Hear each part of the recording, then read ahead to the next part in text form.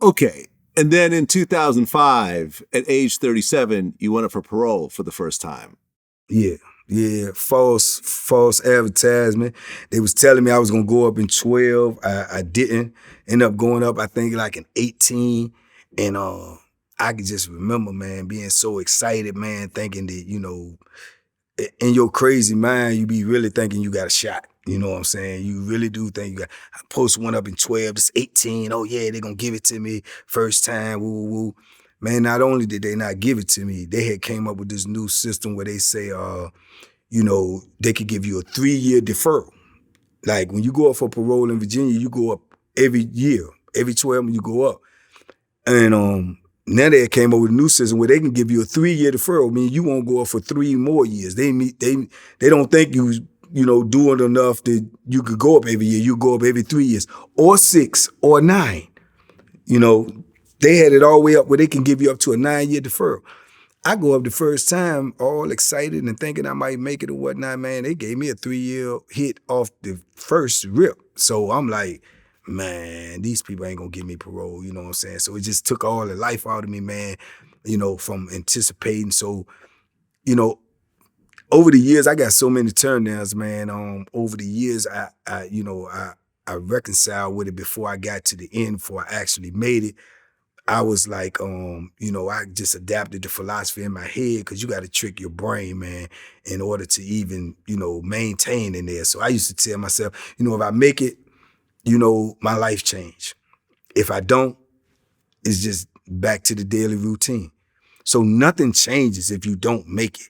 But people just get so upset because they have the anticipation of making it. So they get so upset. And then a lot of people, when they don't make parole, man, they go back and they just so irritated and aggravated, man. The least little thing set them off. A lot of people don't, get turned down, man, end up in a situation within a couple of days or even a week, to get them even further in trouble. And then they're going to use that for the next time you go up. Well, we might have gave it to you this time, but you just did that. So it's a double-edged sword. But I just told my mind that if I make it, my life change. If I don't, it's the same daily routine.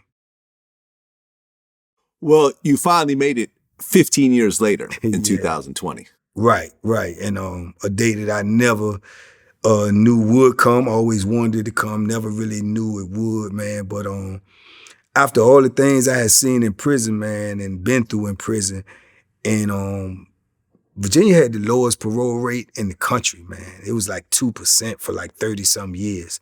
And you just rarely see people making parole, especially people with life sentences or a lot of time. So around about that time, man, about 2018, 2019, they had this governor come in, man, Governor McCullough, man. And man, he changed the whole system, man. He was like, he acknowledged that the low percentage of people making parole. So he was more or less like he want to, appoint a new parole board with an agenda that if dudes was doing what they supposed to been doing and they had been locked up over 20-some years or better and they deserved a shot, they was gonna take a better and closer look and give them a shot at making parole. And he put a new parole in with that agenda, man. And they started giving dudes parole. And I started seeing dudes go home, man, that I thought would never go home, just from me knowing how they have done their time. And once I started seeing that, man, it changed my whole mindset. Because first you heard from another institution, this person made parole, 6 people made it on this institution, 7 people made it on this institution. When in previous years you heard 2 people made it throughout the whole system this year. So you could see the change in I'm still sitting here. So I was like, man, I gotta get proactive, man. I gotta try to get up out here.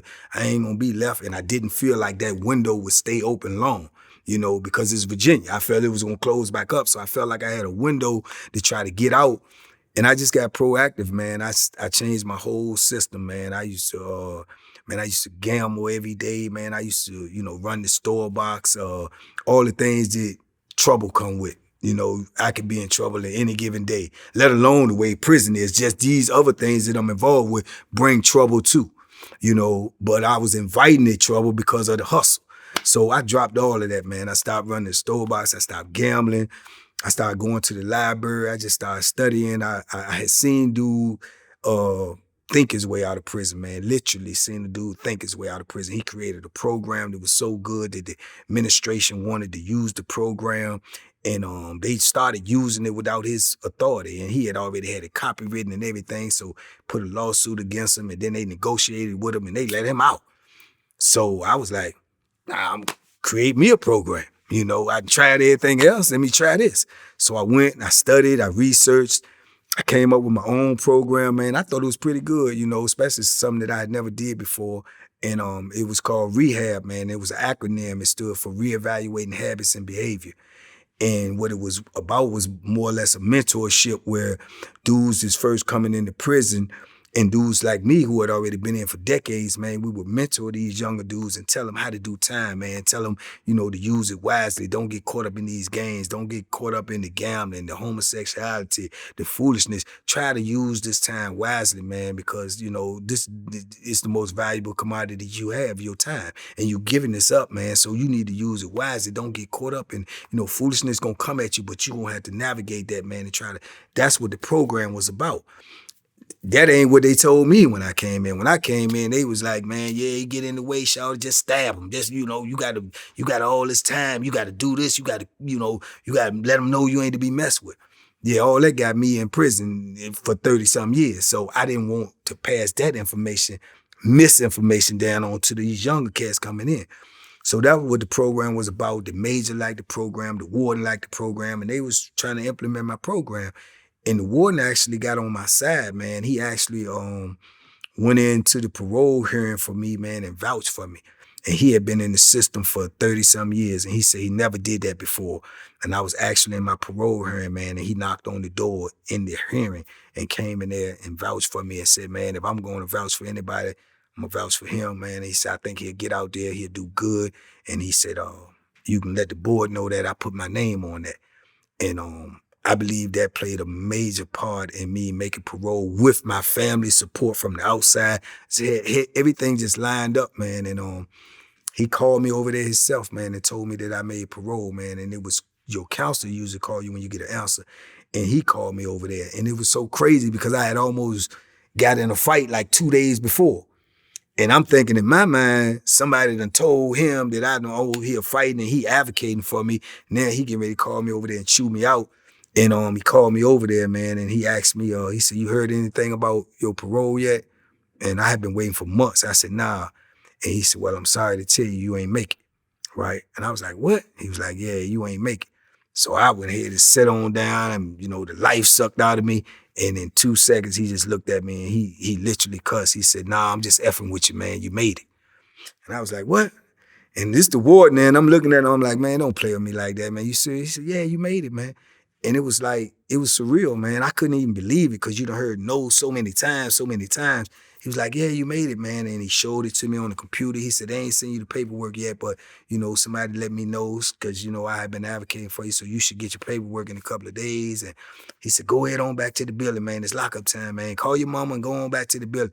Man, that's the best walk I ever had in prison, man. Walking from that office back to my cell, man. It was like I was dreaming. I couldn't even believe it. I didn't even know how to process it, you know. So it was something that I remember forever. But he played a major part in that. But I got proactive, man, and that's basically what the program was about, telling these young, you got to be proactive, man. You can't keep wishing yourself out of prison. You can't keep hoping you get out of prison. And you can't just accept your sentence because people who sentence you is human too. They can make mistakes. They can make errors. So you just can't accept it and just lay down and then adapt the prison lifestyle and live to survive in prison. And then you may not never get out of prison, man. I know dudes that came in there with 5 years, man, and got killed.